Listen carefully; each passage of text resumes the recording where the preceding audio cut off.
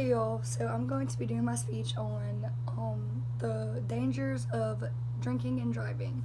Don't drink and drive is a term that everybody I'm sure has heard before. I want you to think about something real quick.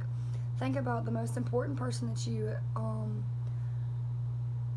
in your life and keep it with you until the end of my speech.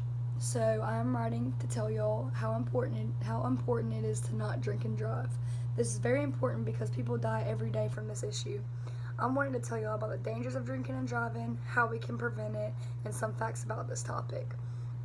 So, being related to my aunt, she got in a very bad drinking or drunk driver accident, and it almost costed her life, and she wasn't even the one drinking. So it can really affect the person that wasn't even drinking. My purpose of this speech is to tell everyone the dangers of drinking and driving. So my first main point is the dangers of drinking and driving. Drinking and driving is not just deadly, it is also very illegal. This is what happens when you drink and drive. So, did you know that one drink is defined as 12 ounces of beer or even 5 ounces of wine? I did not know that until I saw it.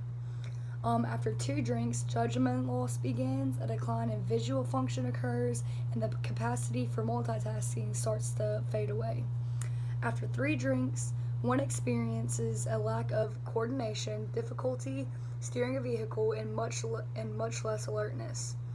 After 4 drinks, concentration becomes difficult, and there's a reduced signal interpretation. And for example of that, stop signs and red lights are harder to see. And their perception is off. After 5 drinks, steering is severely disabled and braking becomes erratic. After 6 drinks or more, your physical control is all but impossible. Attention to driving becomes nil, and visual auditory processing is quite impaired. My point is, if you have had one or even more drinks, it is still just as dangerous to be driving. Now I'll tell you how we should prevent drinking and driving. So, how we should prevent drinking and driving. One way we can prevent drinking and driving is having a sober driver if you are going out with a group of friends. You need to pick which friend is not going to drink, and if that doesn't work out, the better way is to get an Uber driver. And yeah, it costs money, but that's way better. I'd rather spend money on an Uber than putting myself at risk or someone else's life at risk. So just know when and if you decide to even drive drunk that you are deciding to put multiple lives at danger, including yourself. Finally, I will tell you some facts about drinking and driving. It takes approximately 6 hours after drinking for the body to completely eliminate alcohol from its system with a BAC level of 0.08%. Isn't that crazy?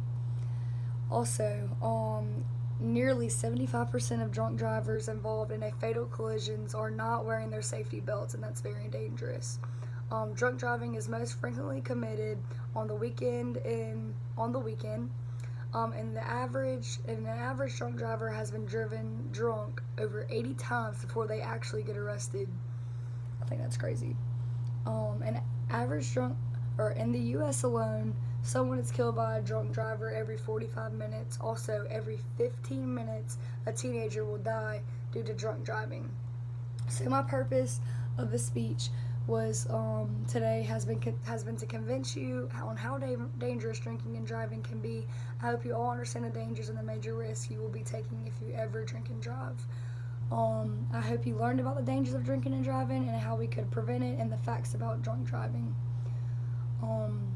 Last but not least, I hope you understand that the risks and dangers of drinking and driving. If you ever see a friend trying to drive drunk, make sure to stop them because this will kill somebody or even kill yourself. Always drive sober and put your seatbelt on and put your safety first.